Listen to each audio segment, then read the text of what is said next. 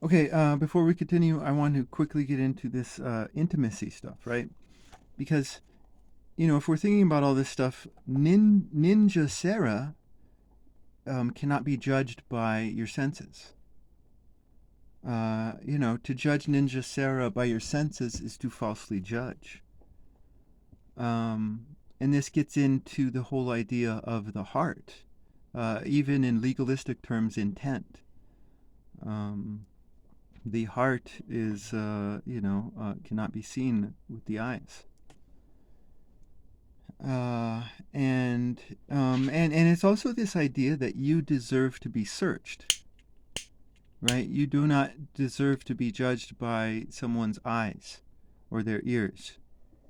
You deserve to be searched. And so judgment is intimate in all of this, right? Judgment is about the heart. Um, and I think that is all. Um, okay, I do not need this. Let's see here. Now, the story continues. Inanna gets revived, resurrected, and she begins to exit hell, and she is surrounded by Erishkagala's sycophants, right? And these sycophants are, I think, basically they're described as different, um, you know, different types of toxic people. I think at one point. Do do do. They tear away the wife from the man's embrace. They snatch a son from a man's knees. I think these are just different types of toxic people who are fanboys of Arish Kagala. And they're not going to let Inanna leave without her providing a substitute. So at first they want poor old Nin Kabura, who's who's this the heroine in all of this. I mean, poor Nin Kabura is lacerating her own buttocks, right? So so they cannot have her, right? Then they come to her. I think this is her son, Nana. But Nana himself is, dressed in filthy garment. He's oh no, that's Kara. But these guys are lamenting that Inanna is in the netherworld. They are sad, and since they are sad, Inanna will not let them take them. You have outstanding Lulal, right? He follows me at my right hand, at my right and my left. And again, there's meaning in all of this, and I don't understand all of the meaning. What is that? I mean, she's describing different types of friends, maybe. I don't know. And then finally we come to, the great Dumazit. They followed her to these are the sycophants. They followed her to the great apple tree in the plain of Kulaba. There was Dumazid, clothed in a magnificent garment and seated magnificently on a throne. The demons seized him there by his thighs. The seven of them poured the milk from his churns. The seven of them shook their heads like. And again, at the end here, the text is going to break up. So I don't even know exactly what's happening in all of this text. But I want to present a theory here, and the theory is that that this is the real story. Because I mean, we have who do we have here? We have Holy Inanna. And yet Holy Inanna gets herself captured by her sister. This would mean that Inanna is not wise.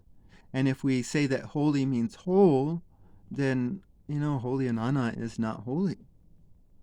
Because she allowed herself to get into this bad situation. And so,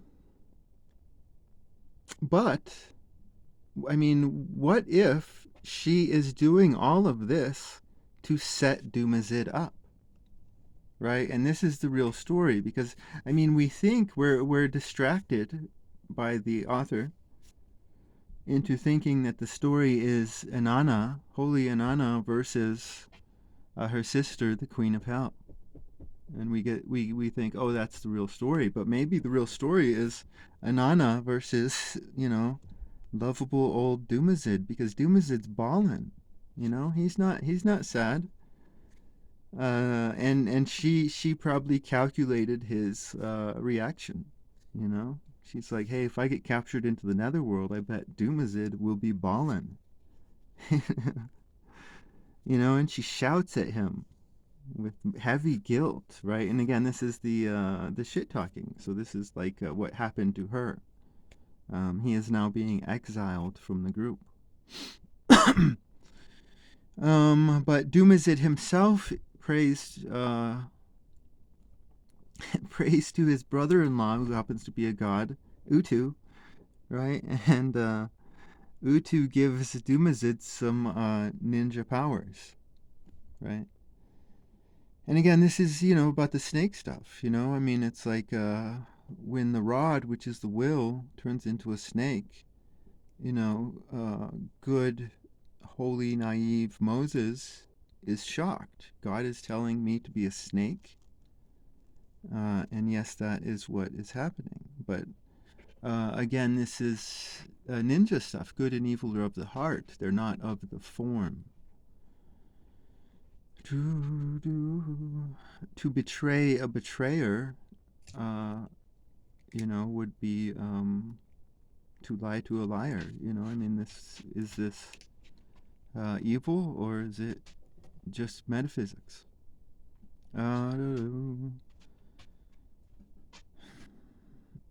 So yeah, no, demon. So he has demon hands, or he has snake hands and snake feet, right? So he's got these ninja powers now. Just like what are their names? And you know what? I made a mistake in Kurjara. For some reason, I thought Galajara and Kurtura were sexless. But I'm reading this text and I don't find that. Um, I don't know why I don't know why I had that in my mind. But it says nothing about them being sexless. Um, she poor Ninkura, she lacerated her own buttocks, right? um, doob doob doo doo. And then you have this, and again, the text seems to start breaking up here, and uh, and some strange things are happening, right? Like she just took down Dumazid, right? Dumazid was able to escape, but only escape partially, right? I think he's condemned to hell for like half the year. But again, the text is breaking up here, so. But in the text, you can see she is now troubled. I mean, do you get this? I mean, right now I mean, you could say she's acting like Aresh Kagala, is she not? Oh, our mistress, you are troubled. Um, and and then this mysterious fly comes in, right? And Inanna decrees his destiny. And I think this is funny, that that saying that wisdom is going to be found in a bar, uh, rather than in places of wisdom. Um, and I think definitely you have a the author of this is really, I think, taking a swipe here at false religious people. I think that's definitely, I'm getting that sense here. But again, the text is so broken. But in this text here, it's like the wise person is this disgusting fly. Like, flies are disgusting. Uh, they are shit maggots. Um, but they in this text, these disgusting creatures are given their the wisdom is placed upon them.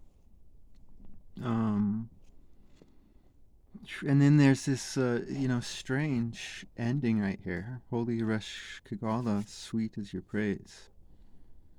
And what is going on there? I have no clue.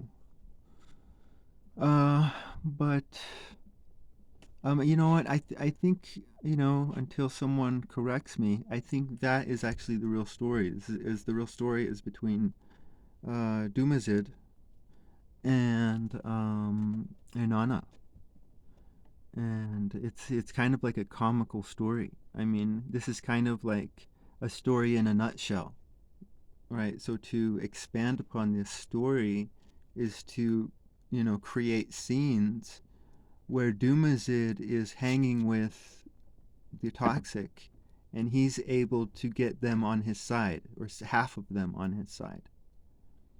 But the other half want him for half the year. Uh, so that would be the more expanded story, and it would be a comedy, right? Because this is Wiley Dumazid, who's kind of like this Loki figure, right? So this is but this is Inanna emerging victorious, right? So this is a good strong woman story here. Um, I think that is it. Like, I mean, there's obviously like a lot uh, going on here, because I think every line is a double meaning. So do do do, and I think there's meaning just everywhere. And so I think I'm right on a lot of this, but maybe I'm wrong on some. Uh, going back to the story in the we could switch that story around, right? We could have Ninja Sarah going into Steve and Babs, as this submissive friend of Babs.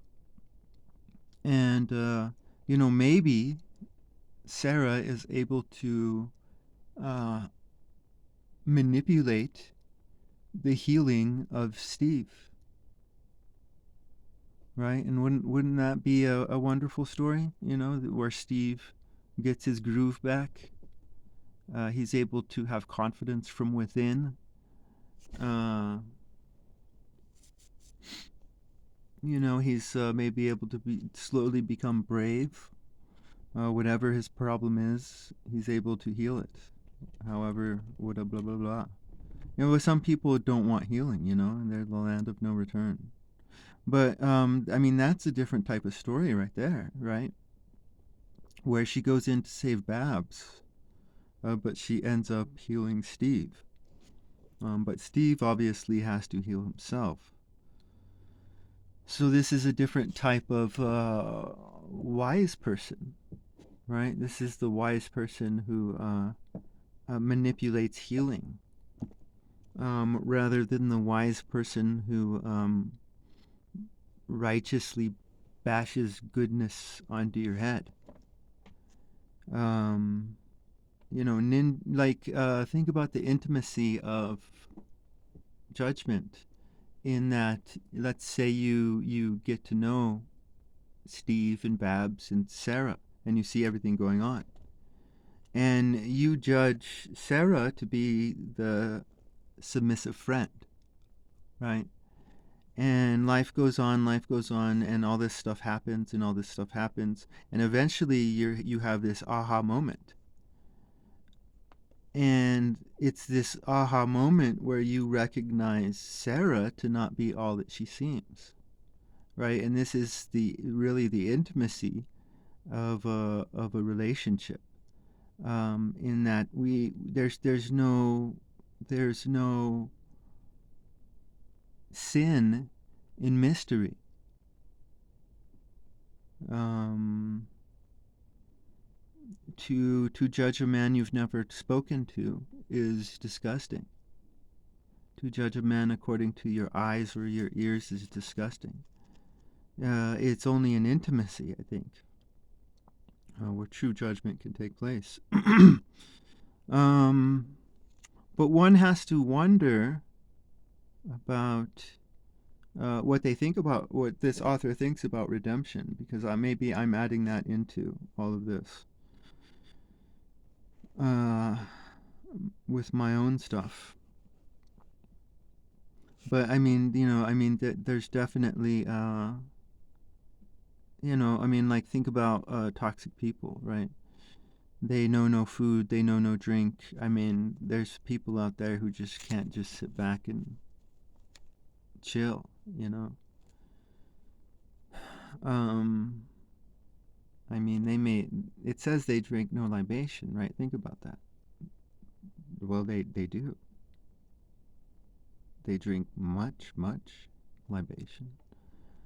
Uh, and but what this would be poetically saying is that they're not taking it with a good spirit, because it's in the spirit it is given, in the spirit it is received. So they're taking it in a bad spirit, so they don't appreciate it. Oh no! I mean, this is. I mean, this is. Like what I'm saying is that this. All of this stuff is human behavior,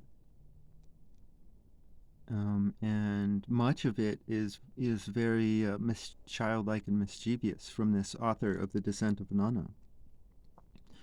What I'm saying is that this is a very a man with a childlike mind, and he's making a lot of silly little jokes, right? I mean, to turn Aresh Kagala into a pathetic figure, uh, one to be mocked and laughed at, is to transform the story, right, from a horror into a comedy. No. So yeah, no. I think a lot of this stuff is human behavior, and the author of the Descent of Inanna is teaching good people to stop doing the first thing, because when you do the first thing, you have your little battle victory, but you lose the war. Uh, and everybody, looks back to that one victory. Oh, those good times. But when Sarah took down Steve, but the war has been lost. And so this wise man here is saying, no, there's a different way, and the different way is to be as wise as a serpent, right? I think that's what's going on here. This author of the Descent of Inanna is in line. His beliefs are in line, or her beliefs are in line with the authors of the Torah. I think that is very clear. You know what? I don't have anything else to say. This has been really fun. This has been the Descent of Inanna.